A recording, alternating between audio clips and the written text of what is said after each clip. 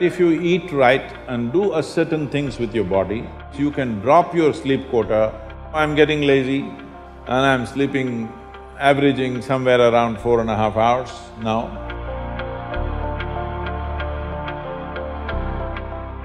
What type of food we should eat so that our life reaches its full potential for a college or a school-going student? So what kind of food? We must understand this. Food is not a religion, food is not a culture, food is just the fuel for this machine. Yes? There may be cultural aspects to the tastes, there may be even religious tinge to the food over a period of time, but essentially food is fuel for this body. So with what kind of food will it function with minimum struggle within itself and maximum impact? So suppose you buy a petrol car and pump diesel into it, it may still roll around but not at its optimum. Similarly, various foods you can eat and still somehow it functions. But those communities which have eaten with care, you can clearly see a distinct difference in the way they function, the levels of intelligence and whatever. So in India, we prescribed food for different people in different way. If you're doing menial jobs, you eat one way because you need physical muscle. If you're doing other kinds of trading and other kinds of activities, you eat another way. If you're a fighting class, you eat differently. And now if you're into education, spiritual process and subtler aspects of life, then you eat differently. If you're in education, one of the greatest challenges is to stay focused on something. The goddamn textbook, I'm sorry. The wonderful textbook that is written for an average intelligence. It's a common prescription.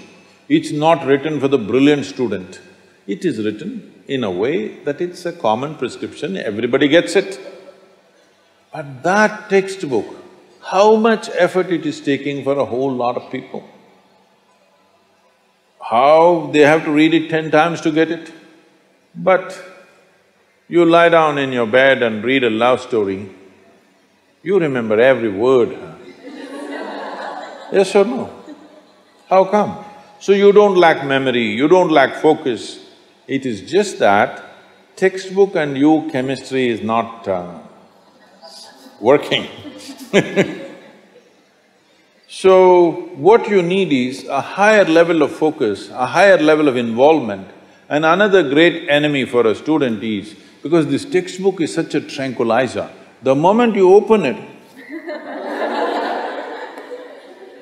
go to cinema till 2 a.m. you're up, open the textbook at 9 o'clock, right there, you smash into it. So sleep is another big enemy. So what kind of food do you eat so there is no inertia in the body? In yogic way of seeing things, we are looking at tamas, rajas and sattva. Tamas means inertia, rajas means activity but no balance. Sattva means absolutely balanced kind of energy. When you're in education, you need a very balanced kind of energy because you have to focus on something which doesn't naturally interest you. It's not something with which your chemistry is gelling. If your chemistry is gelling, you are always focused on that one, isn't it? Here there's no chemistry, but you have to focus on that. For this you need a balance and a steady mind. For this you need to eat in a certain way. To put it very simply, food goes through your body through the alimentary canal.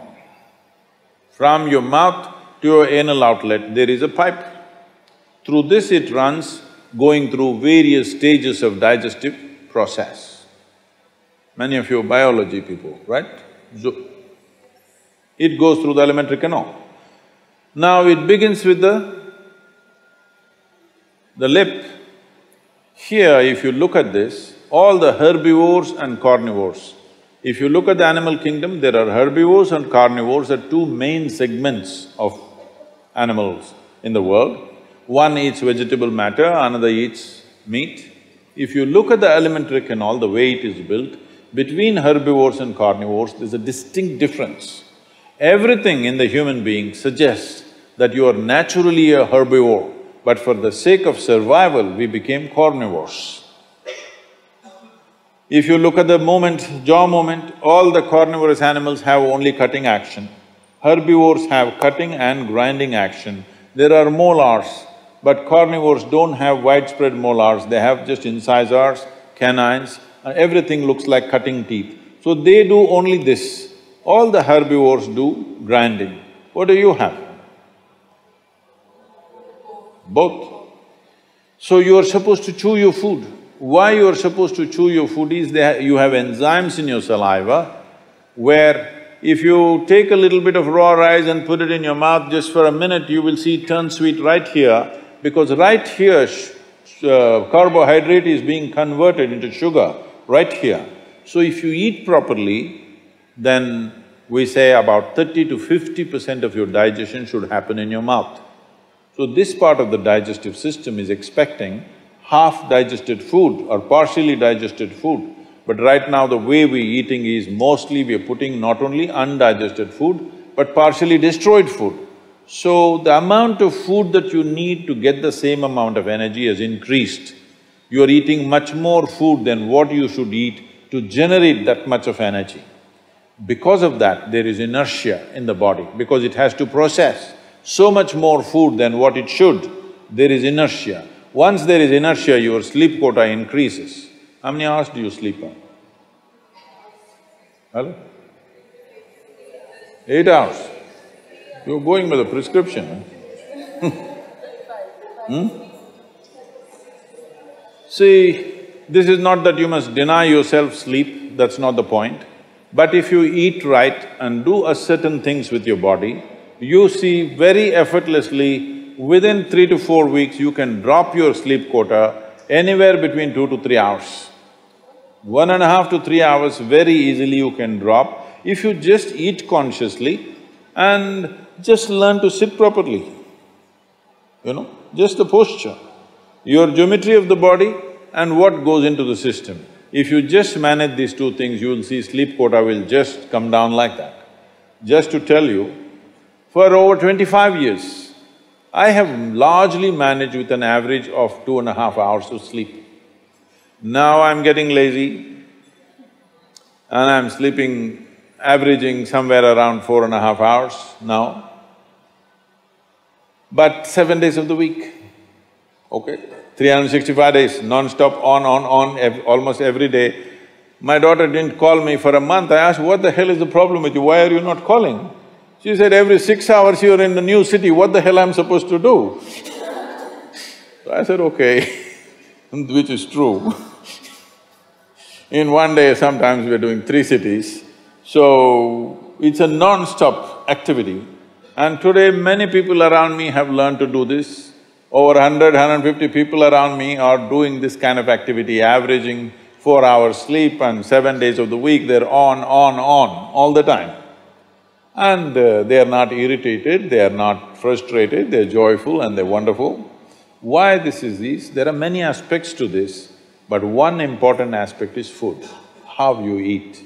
Not only what you eat, how you eat is also very important, because food is a live thing.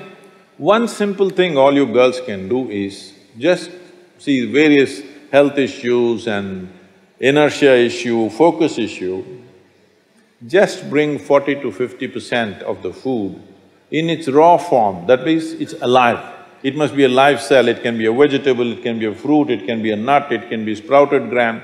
At least 40 to 50%, the food that you eat must be alive. You eat dead food and you want to live, this is a little difficult thing to do, because you have to raise the dead now. But if you eat live food, one thing you will see is the state of your mind, your focus and your sleep quotas, and above all, staying awake is not good enough, you have to stay alert, isn't it? How alert you are, how focused you are, only to that extent everything yields to you in this world, isn't it so? What is the level of focus will determine whether the world yields to you or not, isn't it? And one more aspect of life, one more aspect of food is, when you consume something, it must be of a simple genetic code, in the sense, it must be a very simple software. Vegetables, fruits, nuts, sprouts, they're very simple. More complicated means animal food becomes more and more complicated. Suppose you eat an animal which has some amount of emotion and a life of its own. Now the code in that… we were talking about this, your body is just an accumulation of memory, which means a certain software, isn't it? This is the most complex software. Human software is the most complex software on the planet of all the creatures. So if you eat an animal, particularly a mammal, if you eat, it has a similar kind of complexity, maybe not as complex as this, similar level of complexity because it has thought and emotion of its own.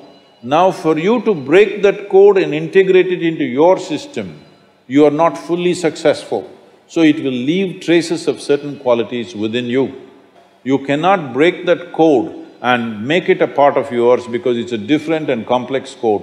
If you eat a leaf, a vegetable, a fruit, a nut or a sprout, this is much simpler. If you must eat non-vegetarian food, you must eat that which is furthest away from you. So generally, fish and water life is furthest away from you. So if you must eat non-vegetarian food, the best thing to eat is you're on the coast.